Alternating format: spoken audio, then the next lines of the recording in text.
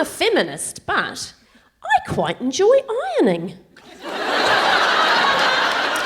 I find it soothing because I don't actually have to do it, but what I really like about it is once I've ironed the ironing board for long enough, the cats come and sit on it. It's like they view it as me just warming up their little seat. It's adorable. So it becomes a laptop for them. Yeah, they just love it. sit on your laptop because it's warm. Yeah. And there's that really sweet, the Icon Has Cheeseburger thing where there's a little cat on a laptop and the cat's saying, "If not for sits, why made of warm?" Adorable. Feminism and cat loving are so closely connected. Errol Cat. Errol Cat used to. I thought too that there should be like a. I liked the feminist version of The Bachelor, and it would be called The Spinster, and it would just be 12 women competing for the love of a cat.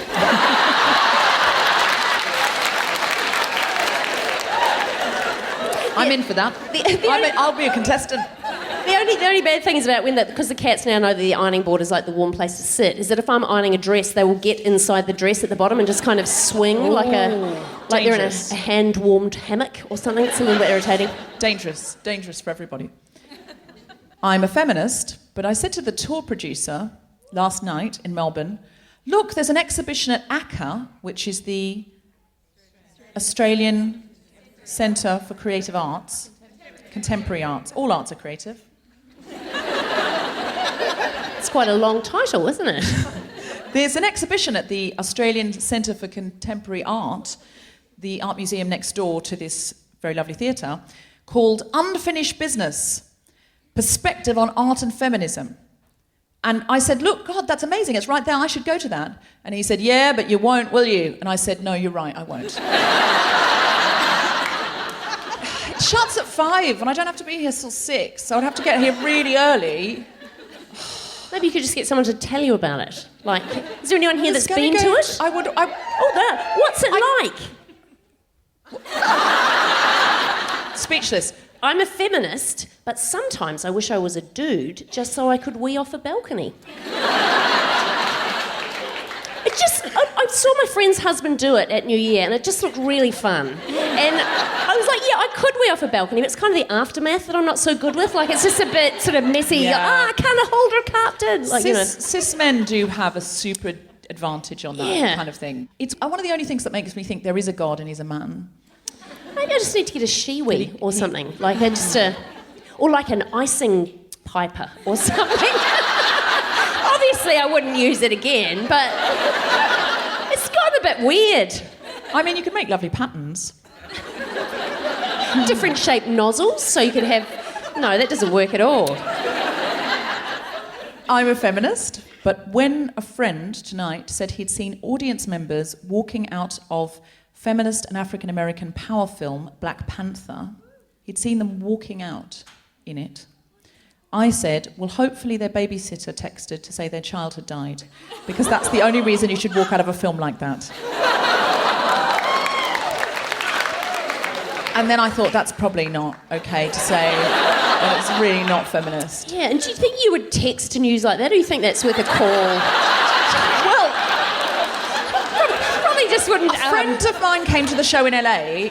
She's actually quite a famous actress, and she was sitting there, and she said afterwards, she said, I was enjoying the show so much, I glanced down at the phone, and the babysitter had texted, child's name, let's say it was Tina, wasn't. Tina is dead. And she said, I thought, oh, that must be a typo. Because she said, I didn't want to go, so I just thought, probably not. She said, I was so into the show. She said, afterwards I looked down and it actually said Tina is in bed. But she said, I'd misread it and thought, that can't be right. I would love to be that relaxed as a parent, like, because I'm the opposite. Like, if my husband hasn't texted me back within 10 minutes, I'm like, well, he is dead. He's gone. Like, no more husband. Is there a tiny bit of relief as you feel free? Like, there's a part of every married person where you do think, I mean, it would be a new chapter.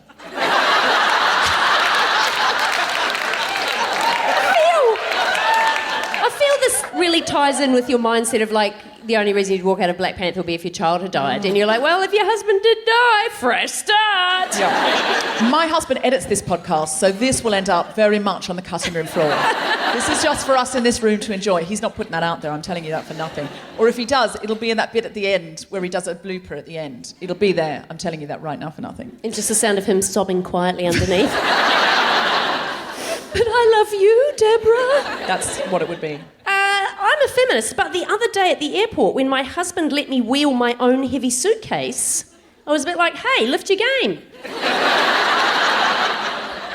And my suitcase. To be fair, he was holding his own backpack and our son's backpack, but I was still like, but I'm tiny. But then this is the same, when we first got together, like, I put my back out trying to prove that I could carry a chest of drawers by myself. So it's not like I need to prove anything to him. No, I'm a feminist, but just before the show, Cal said, let's all go backstage and put our makeup on. And I said, my makeup is on. And Celia Pacquola was there, and she said, oh, no, you look fresh, like you've come out of a dojo. Or a gazebo. And I went backstage and put on lots more makeup.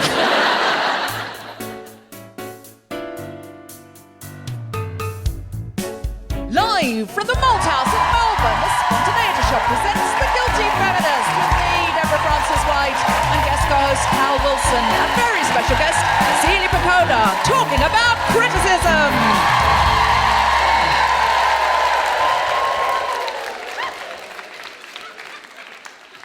This is The Guilty Feminist, the podcast in which we explore our noble goals as 21st century feminists and the hypocrisies and insecurities which undermine them. Today we are talking about criticism. I mean, yeah, I know, it's terrifying. As feminists, when can we be criticised? By whom? When can we give criticism? When is criticism stultifying? When is criticism motivating? When is criticism necessary? When does it get us to change? When does it get us to fail? Why do we hate it so fucking much? Why is it so painful? Why does any tiny little minimal criticism just make us go, oh, is it because we're criticised so much as children because of the patriarchy, because it hates femme people and non-binary people, and it wants us to conform into the binary, and therefore we're so used to patriarchal criticism that when we get some actual valid criticism sorts that we should be taking on board, it just makes us feel like we're being criticised as children again, and then we just can't. Deborah is just replaying the conversation we had this afternoon when I said, are you going to wear that top? That's what's happening. That's what's happening. No, I'll tell you. It is confronting though, isn't it, criticism? Mm. Especially if it's your mum.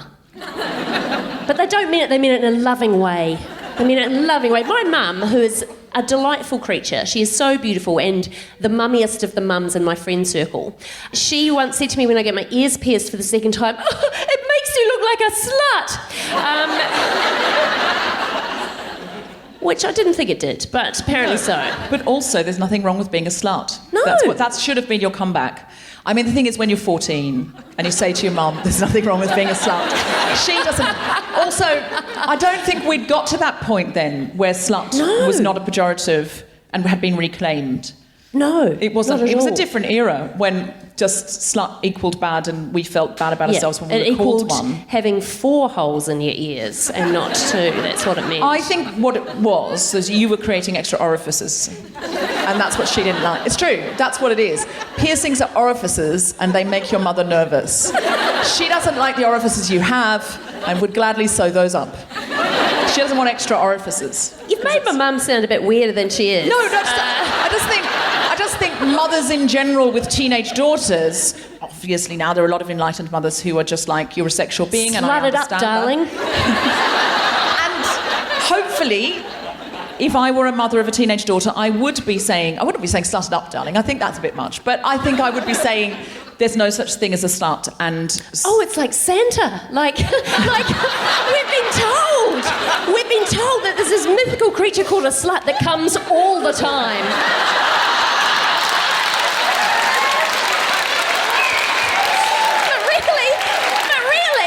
Turns out it's just your mum.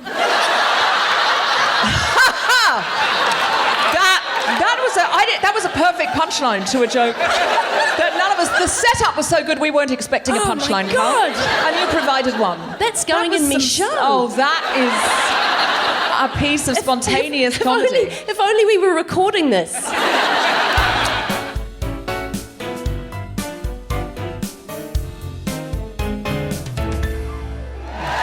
welcome to the stage the fabulous Deborah Frances-White!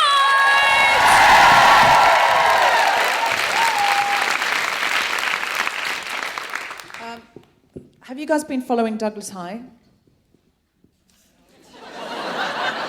No. Okay.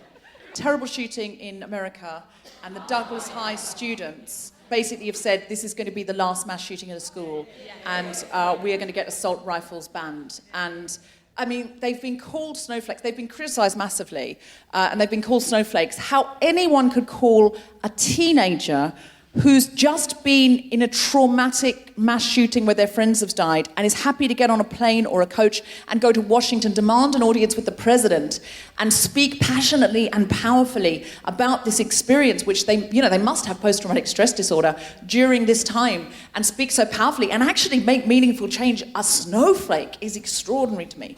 But the most extraordinary criticism is the conspiracy theories. Have you heard about this? So some people are saying they're actors. That they're actors and they've been hired to pretend to be high school students. NRA people are saying they're not real students, obviously. They're too articulate. They're too good at this. They've been media trained. They're obviously just like 25-year-old out-of-work actors on Broadway who are have been auditioning for a while. Nothing's really worked out. And they're like, I look pretty young. I think I could play a traumatized student who has been through a mass shooting, and I could go to Washington. And this is the conspiracy theory that's currently going around. And some of the responses from the students have been excellent. My favorite was, if you'd seen me in my high school production of Fiddler on the Roof, you would not think that I was an actor up to this task. I've got video. Tradition. So I was thinking about this, and I was thinking about conspiracy theorists, because they are critics of something they have to invent. So they invent the thing they're criticizing. So it's like going to a Broadway show, inventing a whole other Broadway show and critiquing that Broadway show. And I was thinking about my favorite conspiracy theory, which is the 9/11 conspiracy theorists. Do you guys know about the 9/11 conspiracy theories? So that there were actually bombs in the base of the World Trade Center, and that's what really brought it down. And I always think, because people work backwards and they go, oh, but a building wouldn't fall that way. Oh, but a plane wouldn't crash that way. Oh, but it would be too difficult to steer the plane into the building. Oh, but why is there this on the ground? And I sort of think they never really step back and go, how did this begin? So I sort of have imagined, I always imagine in my mind, the young PR guys that must have gone to George W. Bush, who they believe was the one who started this false flag attack, because that's what the conspiracy theorists say. They say, look, George Bush needed an excuse to invade Afghanistan and Iraq, so he created a false flag attack. In other words, he wanted a Middle Eastern country to attack America so that he had the justification to do it. And I think, I can see that. I can see George Bush wanting that, and I can see how it would begin. But then, I just imagine, you'd have to hire some creatives to do it, to come up with the ideas. And I just always imagined the young PR guys who were sent into the Oval Office to pitch. Because there must have been those, if that's the case. And I just imagine them going in and going, okay, Mr. President, we've got an idea. We know you want a spectacular false flag attack. You need something where people say, this is unequivocal, this is the worst thing that's ever happened in America, it's got to be spectacular. Can't just be the same old things we've seen before. So we're thinking planes into buildings. Amazing, spectacular. You're going to have, the footage for CNN is going to be incredible. And George Bush going, yeah, I like it, good. That's spectacular, certainly, yes, great. Okay, but this is the best part. We're not sure what damage the planes are going to do to the buildings, so we'd like to put bombs at the foot of the building, just to make sure it's really, something else. We don't want to be giving you what some of the other PR agencies are going to be offering you, which is kind of ordinary. We want to make sure this goes up. Okay, great. So people are going to think the terrorists did planes and bombs. No, that's the beauty of this. The bombs are secret. What? Why are the bombs secret? They've just got to be secret. So people think that the planes did all the damage, but really the planes did half the damage and the bombs did the rest of the damage. But everyone's got to think the planes did all the damage. Okay, guys, this is too complicated now. There's no need for secret bombs. Let's just do the planes thing. It's easy, it's simple. Whatever damage they do, I feel it's going to be enough that people are going to go, that was really bad. No, Mr. President, you need the bombs. Okay, well, in that case, the bombs need to be bombs. We need to say, hey, there were planes, there were bombs. They did both. No. The bombs need to be secret. Okay, guys, the thing with bombs, it's really hard to do them secretly because they're bombs. It's really fucking obvious when they go off, guys. There's no need to make the bombs secret. If you want to do bombs, I'm down with bombs. I'm down with planes, I'm down with bombs, but I don't want to do the bombs secretly. It's too much of a chance it's going to come out. People are going to be like, but I saw a bomb go off. Mr. President, it's very key to our plan and to our branding agency that these bombs be secret. We need people to think the planes did all the work, even though the bombs did half the work. Why, guys? Why? You're just fucking with my head. Why is this important to you? It's just important, sir. Just trust us on this one. We're the experts. You're just a president. We do PR.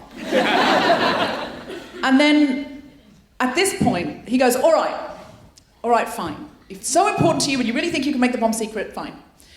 So we'll just have these passenger planes go into buildings. Yes. But not the planes that you think they are. What? We'll tell people they're passenger planes, but really we're going to send military planes into the buildings. It's too difficult to send passenger planes into buildings. We're going to send military planes into the buildings. Why don't we just send the military planes into the buildings and say they've been hijacked? No! Passenger planes. It's got to look like passenger... Well, what are you going to do with the passenger planes? We're going to land them on an island off Hawaii and pay the people to live there forever and just not tell anyone. Guys, this is the plot of Lost. This is too complicated. Mr. President, let us do our job! We're going to scatter some random passports around of people who we want everyone to think are the terrorists. Won't it look really bad if there's just a full passport there? Surely that's going to look wrong. No! It's going to look right. And then we're going to fly... Well, we're going to make it look like we've flown a plane into the Pentagon, right? But there's going to be no plane at all. No plane at all? Why don't we just fly a plane into the Pentagon? Because we want to use our holograms. That is genuinely the conspiracy theory. Hologram planes. Just fly a plane in, guys. I'm the president. I don't want hologram planes. We've got some new technology. We really want to try it out, Mr. President. Stick with us on this one. All right, you seem to know what you're doing. What I love about the response to Douglas High is how incredible these teenagers really are. I just want to read you some of the responses. This is from Sarah Chadwick. She says, "We should change the names of AR-15s to Marco Rubio because they are so easy to buy." And Jacqueline Corrin, who says, "You're missing the point." This is Twitter, by the way, if that's not clear. He says, "You're missing the point. We don't want to take away your guns. We just want to prevent Americans from owning assault weapons and to tighten the methods at which a person can purchase a firearm. Sorry, at NRA, the children are winning. Thoughts and prayers?"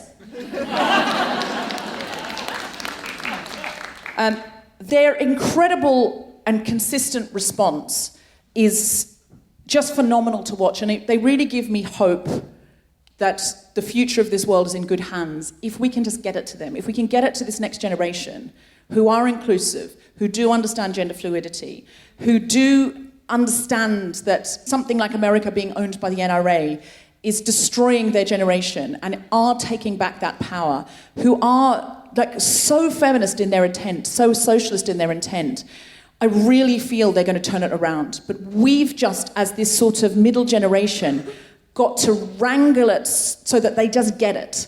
We've got to find a way to sustain the world as it stands without some terrible, terrible thing happening in terms of, war or climate change. Because if we do, it's going to be in the hands of people like Cameron Kasky, who says, David Hogg, who was accused of being an actor, who was accused of being one of these out-of-work drama students, David Hogg is smart, funny, and diligent, he says in defence of his friend, who survived the shooting and went to Washington, D.C. He is smart, funny, and diligent. But my favourite thing about him is undoubtedly that he's actually a 26-year-old felon from California. Thank you very much.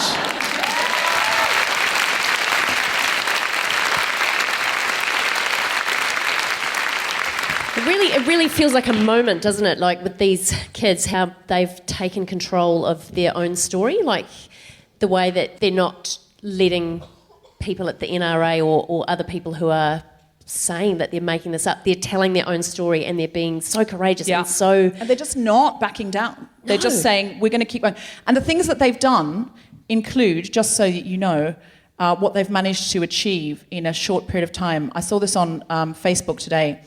In just 9 days, students have pushed for a CNN town hall, forced Rubio commitments, squeezed the president to propose a bump stock ban, and that's a device that makes more bullets come out of an already terrifying gun, pressured advertisers to stop funding the NRA, crowdsourced millions of dollars for a march. They've done more in 9 days than politicians have been able to do in years.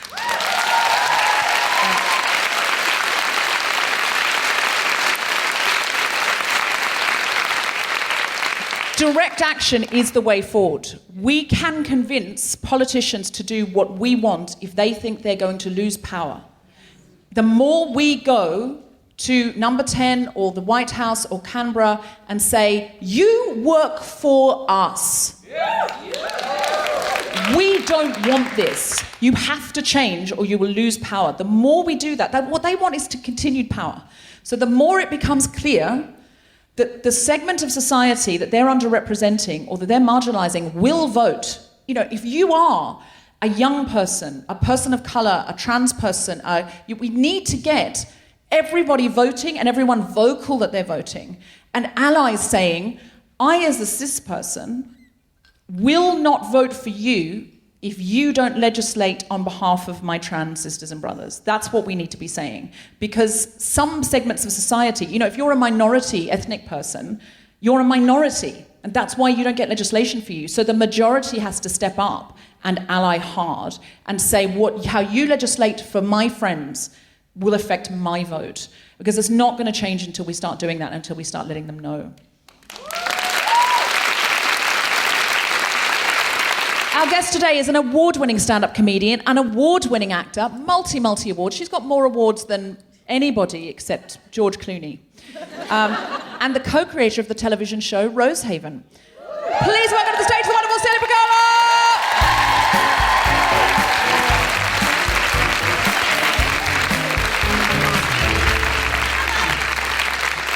Isn't this nice? I meant the dojo thing as a compliment. Not sure that I entirely know what it is. Dojo is a karate house.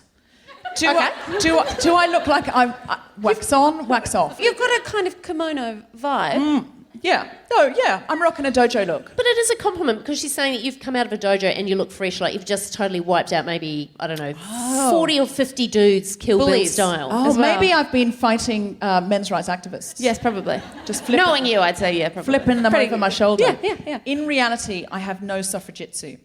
Just come up with that? That was very good. Yeah. Thinking about criticism, because you told me this afternoon that's what we're going to be talking about. And I've realised that I actually have a very special skill to hear everything as criticism. Oh. Even things that aren't criticism. Yeah, just you looking at me right now is like, I'm sorry. Judgmental glare. No, it's not, but there was a warm embrace No, it's not you. It's very much so me. What sort of examples? I think it might have started... I went to an all-girls high school. That'll do it. Explain no more. Well, this is a very old joke, but just for context, I went to an all-girls high school. The number one most commonly used phrase in any all-girls high school is, behind my back. And the second most common is right to my face. So it was like, and it was, you could never tell, like, oh, genuinely, it was a life. It was 5 years, but when you're there, it's like, oh, yeah, a lifetime of people saying things like, I love your outfit. And you're like, do you or not? I can't tell. Like, you don't. The sarcasm. So I think I grew up never actually knowing what was a real compliment and what's a veiled sort of insult. And I always have a way of pulling an insult out of a compliment. Yeah. Well, I think women are so criticised. Like, every billboard criticises us. It's an implied criticism, isn't it? Every time you see a woman on a billboard who is smooth and toned... Is this you? Nah, you suck. It's basically what it says. But why isn't it you? Could be you. You suck. But you haven't bothered for it to be you. I went into this big venue that we use for the Guilty Feminist in London, which is sort of like also lots of chamber orchestras are there and stuff. Mm-hmm. And they have these huge billboards out the front of whoever's on. And often it's like famous celloists and stuff, who I don't know because I don't know famous celloists, but I can tell. Oh, don't you? We all do. I can tell they're famous because there's billboards of them. Yeah. But sometimes there's comedians and stuff. And one day I walked in and I didn't know that I was going to be on the billboard. And it was a photo of me, like from a photo shoot where I'd borrowed this big feather hat. I don't know if anyone has seen the picture, but it's like wings. Yeah. And I was standing there like posed with my hands on my hips. And it was from, the shot's probably a year old. And I was doing a lot of yoga at the time, so I think I was tighter. I was more toned and I was tighter. Also, my hair was all kind of cute, and I looked really fierce. And I walked under it, and I was with my goddaughter, and she said, oh, let's get a picture in front of it. Or I did, I can't remember, one of us. And one of us wanted a picture in front of the poster of me. And then, so I looked at the picture of me with my goddaughter in front of the poster, and I thought, I don't look as good as that. Oh my God. And I was comparing myself to my own billboards. Are you telling me that even when it's you, it's unrealistic? Yes. Come on! Yes, that's what I'm telling you. I'm telling you that after that, every time I walked into that building, I scurried in because I realised I couldn't live up to my own billboard. And that's the thing. It's true, though. Nobody on a billboard looks like the billboard because it's you in the best lighting. Like, it wasn't photoshopped. I mean, it was probably a bit because it was huge, and otherwise your paws look like mountains. But it wasn't unrealistically photoshopped. It wasn't like they'd chopped half my hips off. They were still big. But it was... You know, you're in beautiful lights, beautiful makeup, and I was just looking at it going, I will never be that, really. I'll only be that in that shot. And then I realised, like, every time I saw a billboard, I imagined the real person standing underneath it going, but they photoshopped out my cellulite. Or, but all the clothes were pegged in at the back. I was in pain. About that? There's so many people walking past that guy. I'm sorry. You probably make a lot of women feel really bad about themselves as well. I mean that as a compliment. Like, I've seen that photo and it's super hot and, like, it intimidates me. I'd see that and be like, look at this chick, if only I was this woman.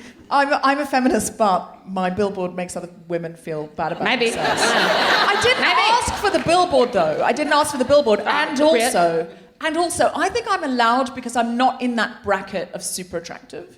Do you know what I mean? Okay, this is dangerous territory. No, but I'm not like petite and blonde and like, I don't know what things. See, this is the other thing I was going to get to, is that it's the self-criticism. We find a way, even if it's this, I was starting from a place of, I've seen that photo and it's hot and you're gorgeous. Sure, and but that you know what I mean, though. I absolutely know I'm what you mean. not like a size 6, like, I don't know, there's a vision that I have of what the stereotypical attractive woman is, and it isn't me. But that's true, though. Like, I'm not saying, oh, poor me. I like the way I look, but I don't think I'm objective. This is therapy, isn't it? I should stop. But I'm not objectively hot. Well, like, you know what I mean? Like, I think. But no, also, I'm not. I'm stuck. I can look that way if I have a team of people around me judging me. Anyone can look A-list if you're judged by the right people. Oh, that's true. It's grooming. It's just grooming. It's totally grooming. It's totally grooming. So yes, if you groom me. Don't do that. Anybody, I think that's anybody, though. I still feel I'm allowed a billboard because I don't conform to a stereotype. What I'm stuck back at is you saying my billboard makes all the women feel shit. So, but I'm like, my billboard makes all the women feel shit. And I don't think it does. I sort of said that in a way that maybe it'd make us feel better when we see those billboards of people we don't know that seem so unrealistic and think of that woman's got everything that I don't got. That woman thinks she's wonderful. How could she not? Look how gorgeous she is. And I thought of that woman walking past her own billboard and going, oh, I can't even live up to that. Yeah, that's what I do now. I imagine whenever I see like a bus stop, I imagine the real woman standing next to it and I imagine how she looks with no makeup.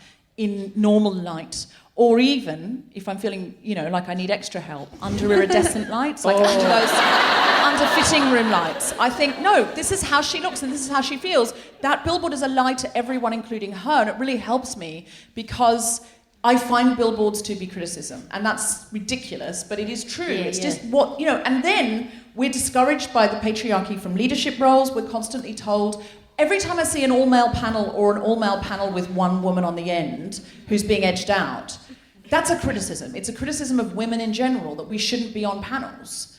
Yeah, I guess just in my mind, because of our line of work, the criticism is a lot more personal. Specific. Sure. I know, but just thinking, as you say that, I'm in general. Yeah. Well, actually, this was my challenge this week, and I want to get it off my chest. I did a show somewhere on this tour where I was only doing one night. And I thought I had booked for the guests a group of women who are incredibly diverse. And then we realised I was only in town for one night, and that night they happened not to be there. And so we didn't have a guest. And it was really hard to find a guest or a co-host because everyone's shows are on at the same time at this particular place. So we found a brilliant co-host who was able to fly in, and we found a brilliant guest who was on the fringe. And it was a really, really, really good fun show. And afterwards, there was a review, which I never look at my reviews, but someone had atted the reviewer saying, no, look at the history of the podcast. They do a lot of diversity.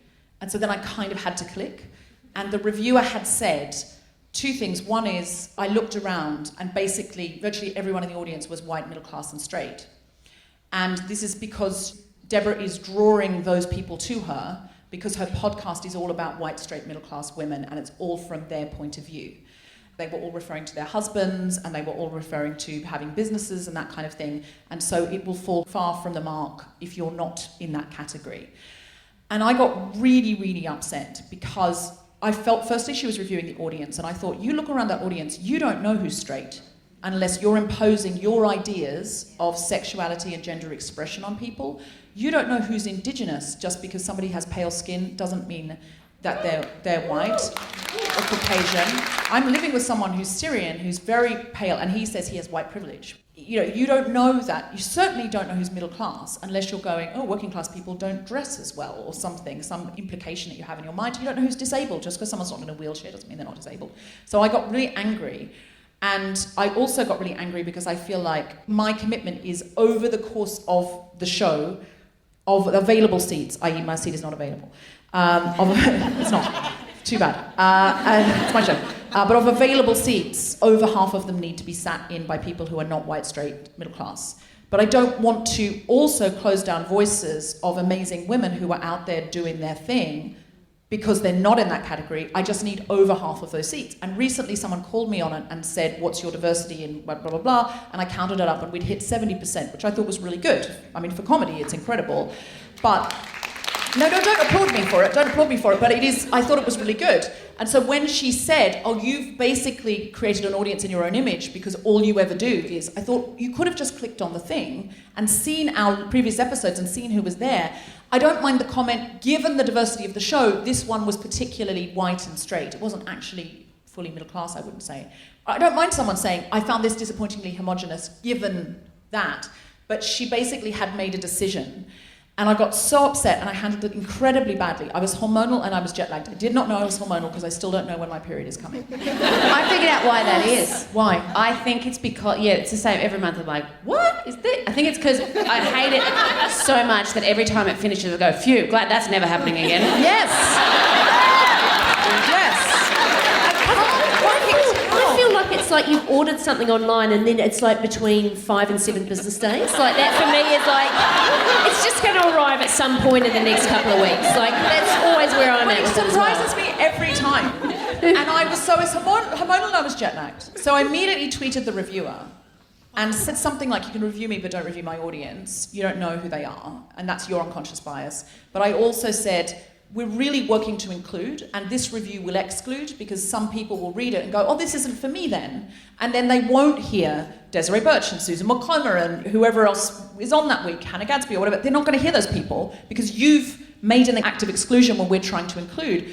And she said, I'm sorry if you feel it was misrepresentative, please address everything else to the editor. And I wrote to the editor, and the editor said, well, we're not changing it because she has a PhD in gender studies focusing on intersectionality.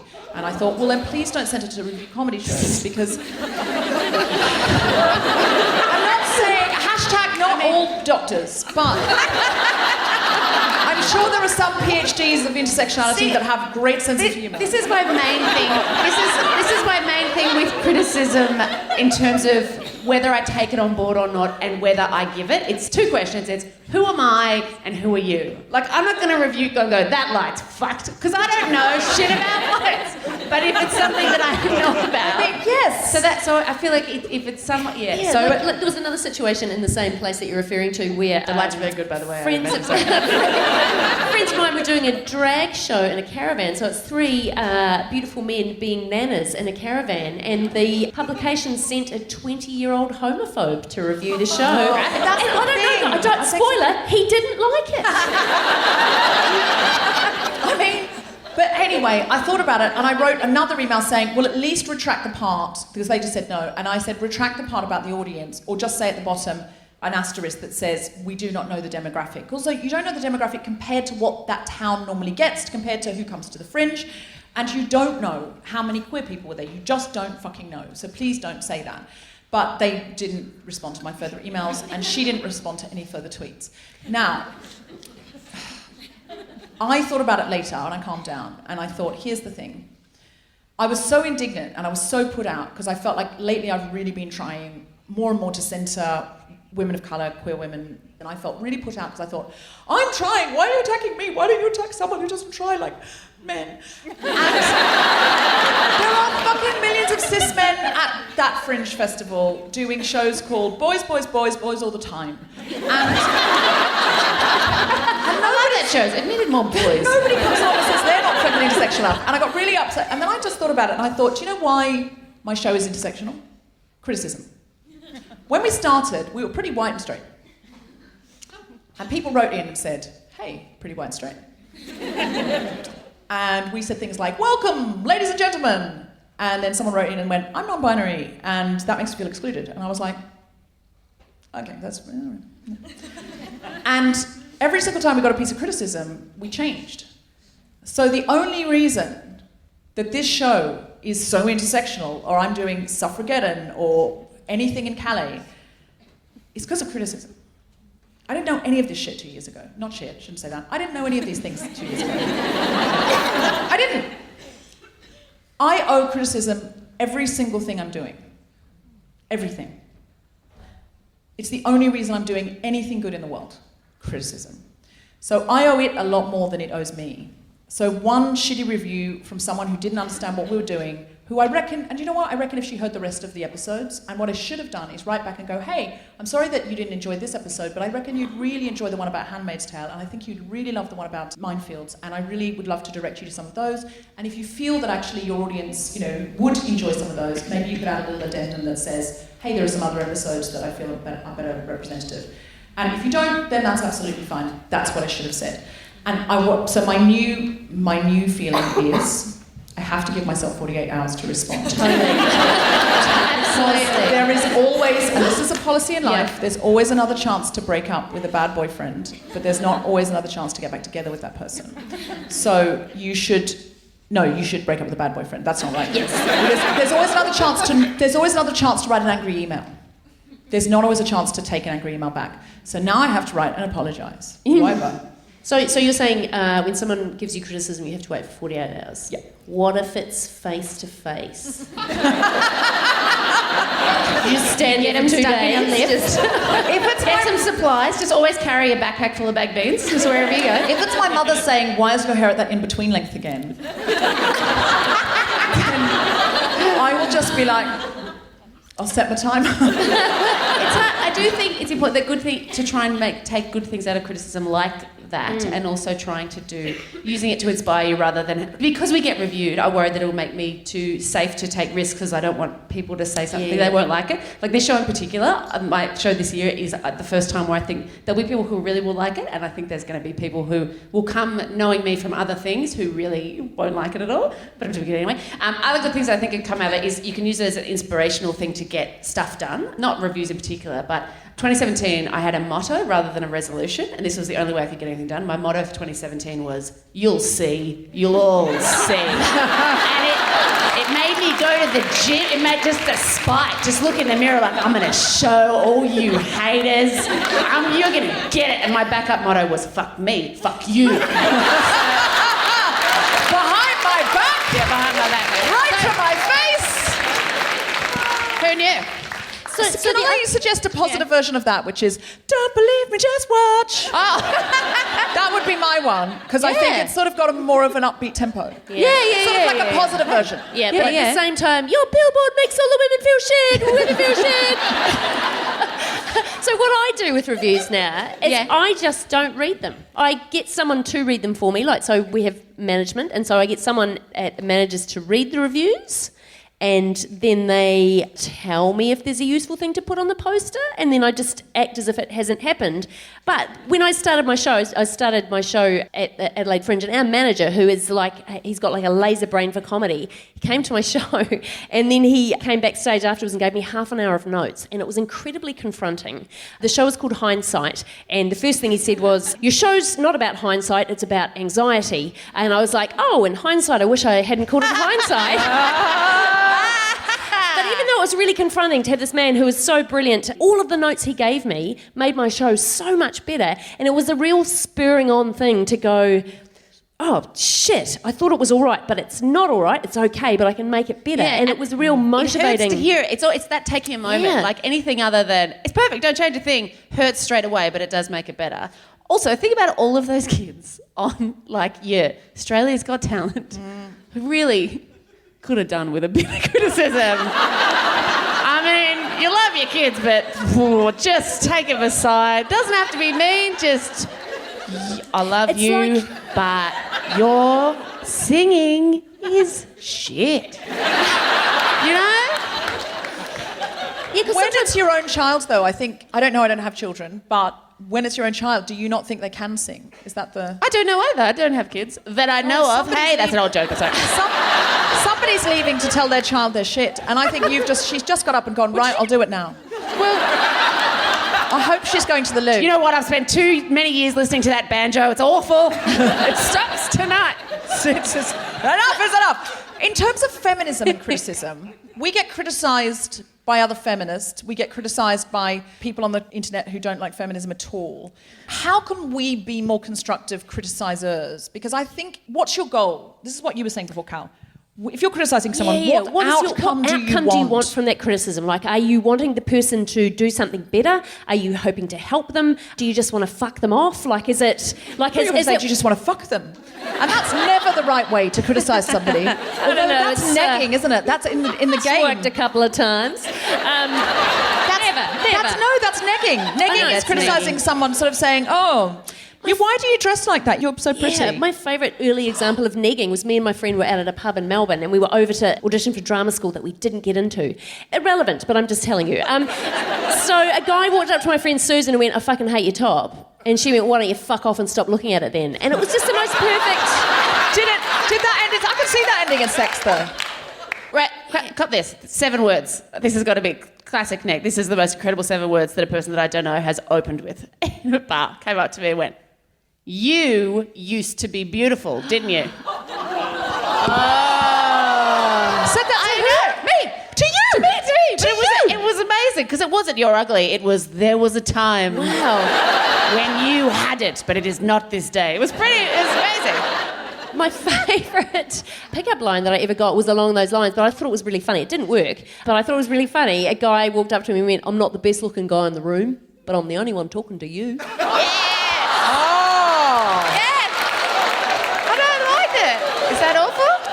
One more. Guy came out. Just an opening line, just from nothing to these things. I was standing in some club. Ugh, God, I hate club. Don't get me their peers. Count 2 in. So, are you desperate?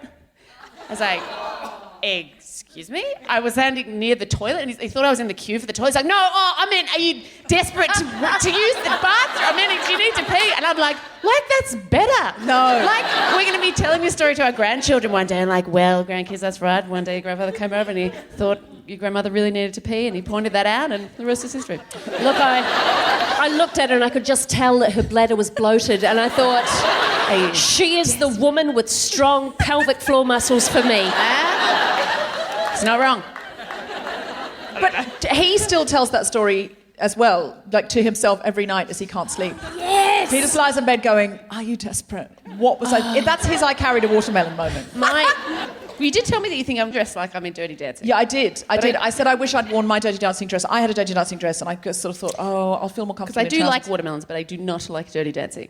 What? No, it makes me feel... I like the good old days when you'd stand on the podium by yourself and you'd make eye contact with a guy and then meet in the alley.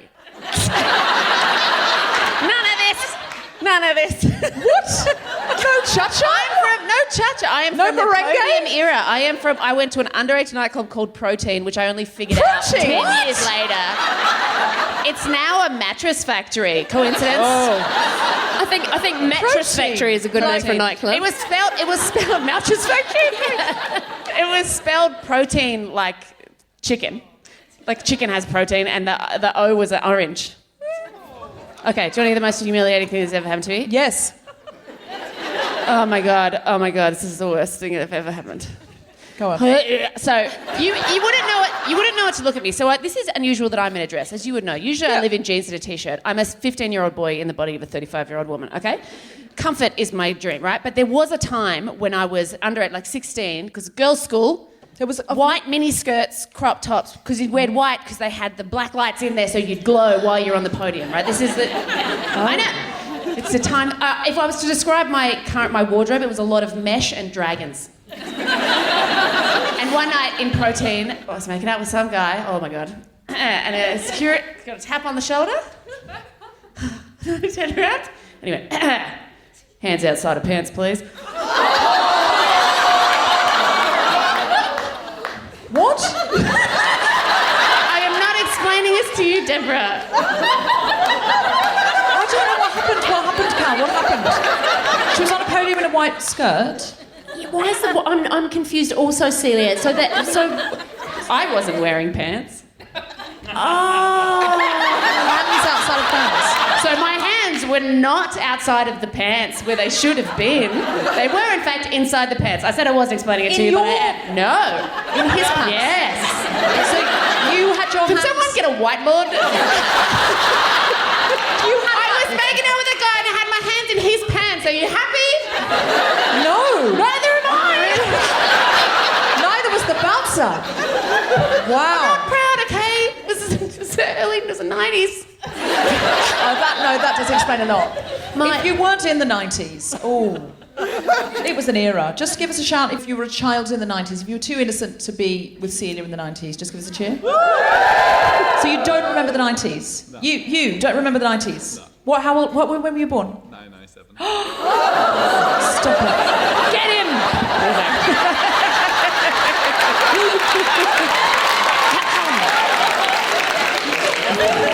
Have you seen The Graduate, young man? Because I could be a very nice Mrs. Robinson for you. Watch it and get back to me. See, here's the other thing as well. Like, it's terrifying. I'm glad. Like, it's so much scarier now with like young people with technology and sending images and stuff. Like, we just do sketches of our boobs and send them to each other. And like one time, this is a spoiler for my show as well, and I'm not proud of this as well. But one time I let a guy film something sexual. I was 20 because and when I say so, it's not a sex tape. Like there wasn't like storyboards and a tripod and shit. What I'm saying is I dated a guy who had a phone, right? But the good thing for me is that was like 10 years ago. So and it's a Nokia. The chances of that being any kind of high def, it's just going to be blurry shapes and like the sound of a tiny dog crying. Nothing. You're fine on a Nokia. Yeah, fine on a Nokia. Because it won't be clear that it's you. No. Unless you like there's going to be unless you said cables. This is Celia Pacquola right into the lens. Oh, I shouldn't have done that, should I?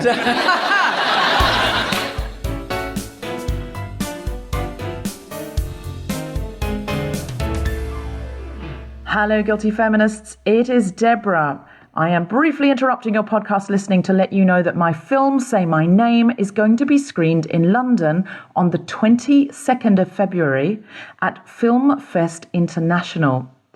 If you would like to find out more, just go to filmfestinternational.com, 10 a.m. in the morning. It's an early one on the 22nd of February. And I think I'm going to be doing a Q&A afterwards, and I will certainly be there to have a selfie with you or sign your book. Say My Name is also going to be on in Blackpool at the Winter Gardens Festival on the 17th of March.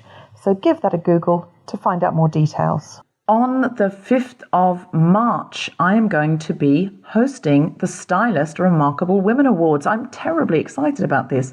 So if you go to stylist.co.uk, you can find out more about this. I believe you can nominate women and vote for them. And I will let you know more about this. Keep an eye on my Instagram feed, DFDubs, D-U-B-Z, and also at the Guilty Feminist Instagram feed.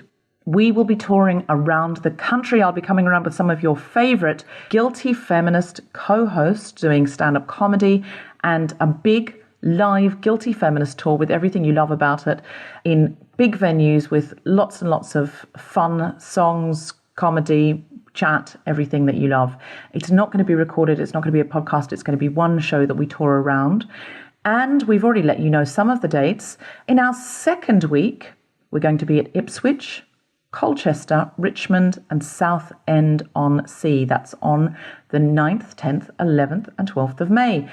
There are dates from the 1st of May till the 30th of May all over the country. So check out our website, guiltyfeminist.com or ticketmaster.co.uk to find those dates. Come along, check it out. It's going to be a big, big celebration. Do not miss it. Global Pellage is back for another exciting season. We will be appearing live and recording the show on the 23rd and the 24th of March at 4 p.m. at King's Place in King's Cross in London. It's our diversity-based comedy panel show. And you, the hive mind of the audience, get to play. Do not miss it. Go to kingsplace.co.uk to get tickets before they all go. Help refugees in Calais are in dire need of tents and sleeping bags. Please check out their website to find out how you can donate and get them there. As always, my book is available at Waterstones, Amazon, and in all good bookshops. And if you would prefer that I read it to you because you enjoy the podcast, then it is available on Audible. Back to the podcast.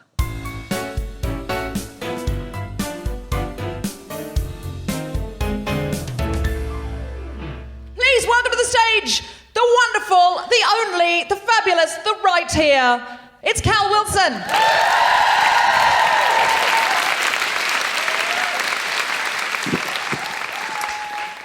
Now, I understand that criticism is not just criticism from critics, but as a performer, I think of criticism as generally coming from someone who has been paid to tell me I'm shit.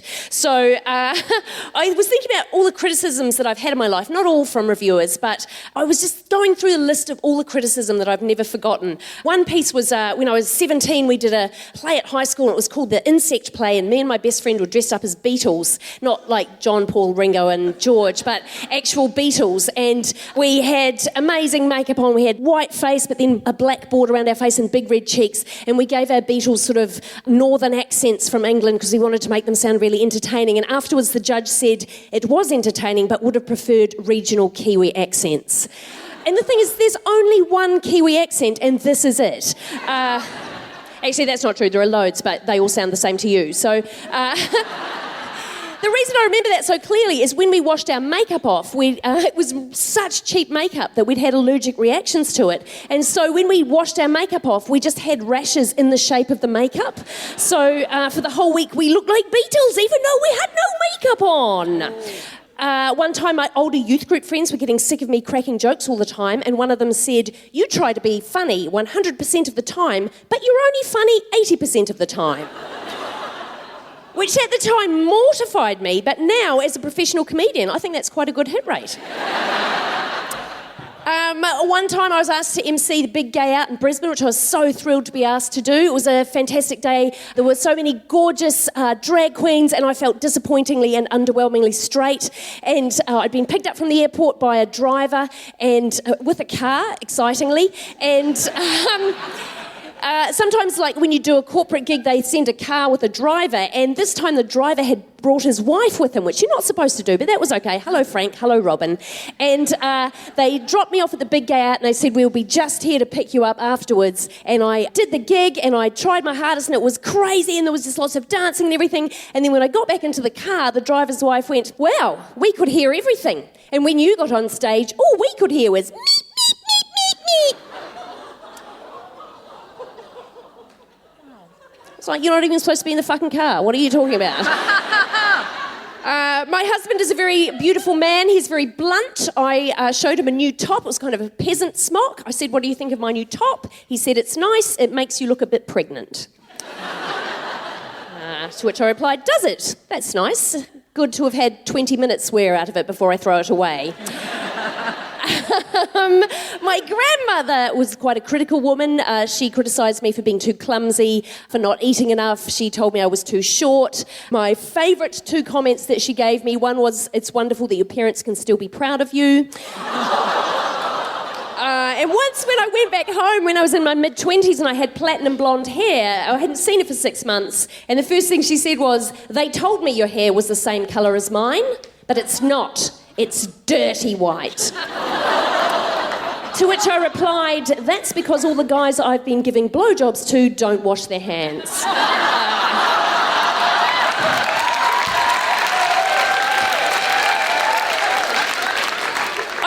I didn't, but I had to do something to claw that back as a victory. And there was a review that I got for a show I did 20 years ago. It was called Cal Wilson is the Antichrist. And it was about me being a born-again teenager. I was a born-again Christian. I saw the light and I switched it off because it was wasting electricity. I did a whole lot of things. I talked about the Lord's Prayer and I rewrote it using audience suggestions, and I got a review that was so awful it made me cry for a week. Like, I would get up in the morning, I would remember the review and I would just cry until it was time to go on stage. I looked for this online today, I couldn't find it, it's not online, but I do remember some of the lines. I remember the one paragraph ended, something, something, something, then descended into a hell where there are no laughs. Which wasn't true. Other people were laughing, except for this woman. And then she quoted a bunch of the best audience answers and said some of the punchlines were her own. It was absolutely vicious. It was a personal attack on me. And because the newspaper that she wrote it for was the sponsor of the comedy festival, they published a synopsis of the review every day for the rest of the week. So, and the synopsis was even more distilled vitriol. And like, it was such an awful review. I had people stopping me on the street to go, what did you do to that reviewer? Like, I'd start each show going, has anyone seen the review? And everyone would go, yes. And I go, I don't know what I did to her. I must have accidentally fucked her husband. Like, I don't know. It just destroyed me. It just killed me. And, like, I'm over it now. Like, I realised that it was more about her than it was about me. Happy people don't try and stop someone from doing the thing that they love. Like, she offered no constructive criticism. It was all just a takedown. And so when I was looking for the review online today, I was sort of half disappointed, half glad that I couldn't find it. And then I found an article written by the reviewer about how she and her husband were unexpectedly made redundant a couple of years ago, and I didn't mind that at all. Now, I thought what I would do, because there are great reviewers, like, don't get me wrong, and I also know that no one cares about reviews except the reviewer and the person getting reviewed. And there are lovely reviewers, especially the ones that have come in tonight. They are so hot. So I thought what I would do is I would dissect the sort of reviewers that there are. So, like, a great reviewer doesn't necessarily give you a great review. They should definitely critique the show, and you should know more about the show than what they thought of it. I was thinking how difficult it would have been if, like, the Judeo-Christian God had created the world but had accidentally created a reviewer first. I don't know, maybe that's what happened. So maybe he made the first man and then he dropped him before he was fully dry, and then when he went to pick him up he sort of stood on the head by mistake, and then even though he popped the head back into shape by blowing into the mouth, you know the way you can kind of pop a bottle out again, like sort of like blew the head out again, but there was still a wee crack in the back of the head and all the nice leaked out, sort of like the yellow leaking out of a cream egg. So that would be the first reviewer. And so if God had created the reviewer first, the review of the world might have gone like this. In the hands of another deity, the world might have been created much more efficiently. I quite enjoyed the set design and lighting, but frankly, at 6 days, it dragged on. Also, why put the day of rest at the end? We could have done with an interval. And then if he'd started reviewing God's animals, like duck, a waterproof hen, 1 star. Rhinoceros, a hippo with a unicorn complex. Could improve its appearance by getting a skin that actually fits. 1 star. Sheep, inside-out self-propelling Ugg boot. 1 star. Starfish, 1 star.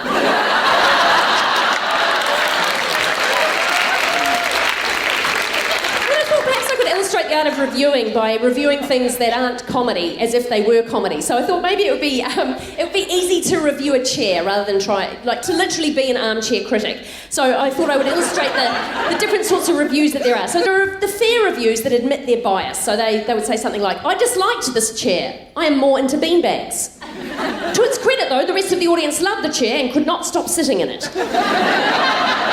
I'm not its target demographic, but if you enjoy chairs, you will love this one. Then there are the positive, supportive reviews. I've watched this chair grow from a piece of raw wood to a plank to a footstool and finally to the armchair it was always meant to be. I look forward to next year's chaise lounge.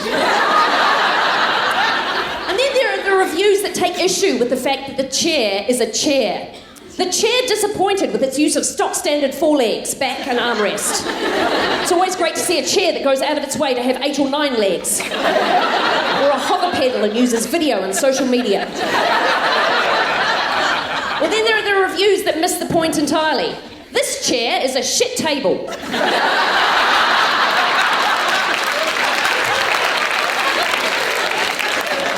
There's no way you could fit 6 people around it, let alone host a dinner party.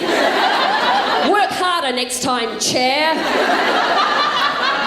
Then there's the undercurrent of resentment review. I know a lot about chairs. I'm basically a chair myself. In fact, I'm a better chair than the chair I saw tonight. I am angry that the chair gets people to sit on it while all I can do is write about it. My head still hurts from where all the yellow leaked out. Then you've got the inexperienced reviewer who's been seconded in because the proper reviewers are busy reviewing the rest of the furniture warehouse. Chairs! They're not as good as AFL. Then you get the inexperienced reviewers who are also prone to the spoiler. I loved this chair. It was for sitting on. The highlight was the surprise bit where it turns out the seat comes off the chair and turns into a cushion. There were also some great surprise cameos from other chairs, including secret guests, armchair, sofa, and ottoman. And then you have the personal prejudice reviewer. Chairs aren't funny. All they talk about is periods.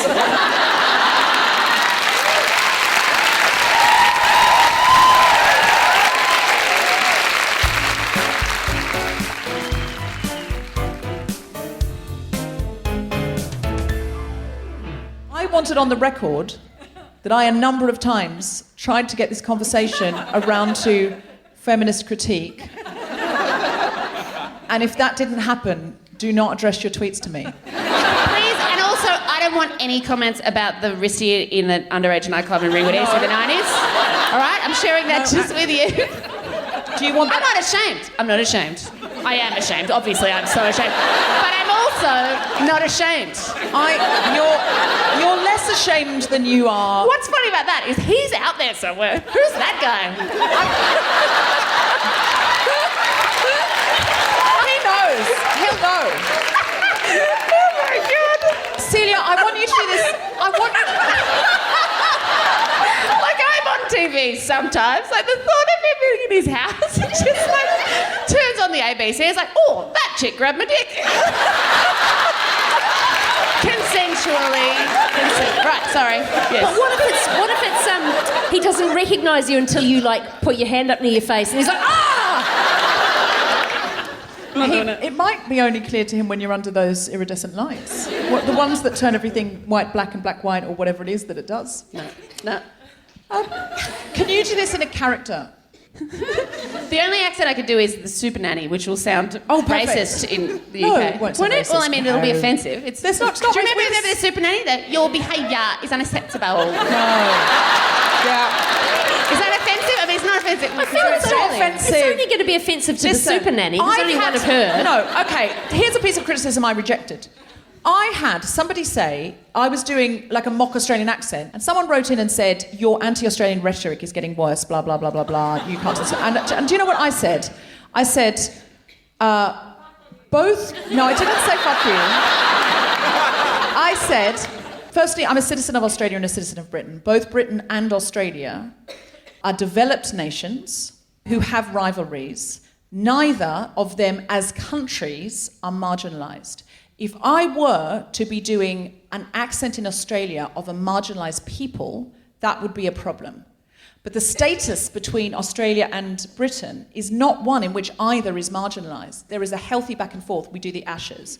So this is like taking the piss out of a brother or a sister, and therefore there is no oppression and there is no power imbalance. So I think you'll find that you just have no sense of humour. I've just lost at least one fan because they're going to hear that and go, I feel really upset now. And listen, I love you, whoever you are. You were trying to do a good thing, but no. Okay, do Supernova. Okay. Oh, God. Okay. It's been a big night for me. Jeez. Right. Can I just say one reason why? The only reason I know how to do her accent is because I've found it really fun to make her say stuff that she wouldn't say, like, hit him. Come down to their level, look him in the eye, and give him some heroin. All right. Follow the Guilty Feminist on Twitter @GuiltFilmPod. Can't keep. All right. Check out our Instagram. What? Instagram.com/The Guilty Feminist. Stop doing that. Get off that ladder, Carol. Mum, what are you doing? Grab him. Like our Facebook page. Sign up to our mailing list to get notified as soon as a new episode is released. I'm now Dick Van Dyke, like earlier. Okay. And please go to iTunes and rate, review, and subscribe. It helps other people find the podcast. Yeah! That is unacceptable. It's unacceptable. Anything to plug Celia Pacquola? Yeah, so I am doing a new stand-up show that is totally finished. Because we're also writing Rosehaven Season 3 right now. I'm spending a lot of time with the red one. How great's this? Usually people go, oh, the redhead, Luke McGregor, the redhead or the nervous one. But the other day someone went, where's the red one? I'm like, that is the best unique name ever. But my stand-up show is called All Talk. I think if you like this, you will like that. It's a lot of this stuff. It's called All Talk because the rest of that saying is all talk, no action. Like, that's a bad thing. Like, oh, you're all talk, no action. But talk is my action. It's like, oh, Celia, she's all talk. Yes, my job. But I'm hoping that talk is an important step on the way to action. So if you'd like to come to that, I was very much appreciate it. We would love to come to that. Powell Wilson, what have you got to plug? I'm doing my show Hindsight, which is not necessarily about hindsight. Do you know what I would have called it? What? 2020. But then people would think it was about the year 2020. Don't call it that. Call it Hindsight. It's Or good. cricket. Cricket. Oh, imagine now we've got a whole lot of guys in white trousers. Don't let me near it. Sorry. Hands outside pants, please. Can you do that as your show title next year? Hands outside pants, please. Never forget it. Burned into my brain. Hands outside Hands outside of pants, please. Don't know what he looks like because I exploded. Just into... Not like that, like into shame. Like, my organs were so embarrassed to be with me, they tried to escape out of that. I was so much more naive than you as a teenager, like, because I was a good Christian girl at youth group. And I was 15 and I was going out with a 19-year-old. My parents wouldn't let me leave the property because they were adults and understood what was happening. But I was so naive that he was kissing me goodnight on the porch one night and he had his hand on the side of my boob and he was like rubbing his thumb on the side of my boob. And I was in my head going, how embarrassing, he doesn't realise he's touching my boob. That's some beautiful naivety there. Yes. Was I in the middle of plugging something? My show Hindsight is on at the Brisbane Comedy Festival, the Sydney Comedy Festival, Perth and Melbourne. Go see it. All right. So I'm going to do this, which is our out... Oh, before I do that, there is a charity Who is the charity? I'm here from Fair Agenda. Fair Agenda is an online community that campaigns for a fair and equal future for women. We're 37,000 people strong and growing. We use our collective people power to win change on a whole bunch of different issues affecting women. In the past, we've campaigned and helped win additional funding for family violence services and stopped cuts to working parents' time to care for their babies. And right now we're campaigning on two big things. The first is to address sexual violence on university campuses, which we're doing in partnership with students and survivor groups, and also to end the criminalisation of abortion in Queensland.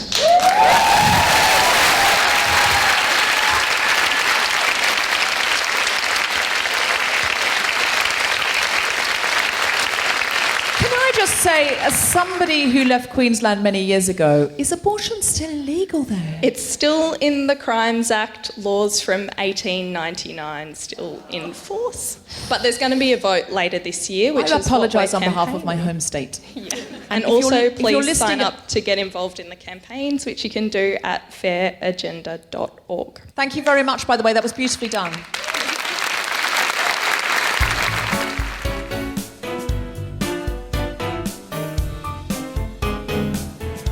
You have been listening to The Guilty Feminist with me, Deborah Frances-White, guest co-host Carl Wilson, and our very special guest Celia Pacquola.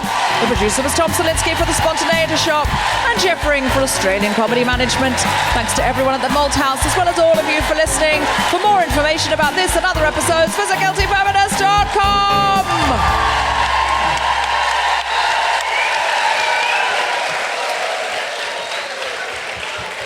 Thank you very much. I've been Deborah Frances-White. We've been The Guilty Feminists. Good night.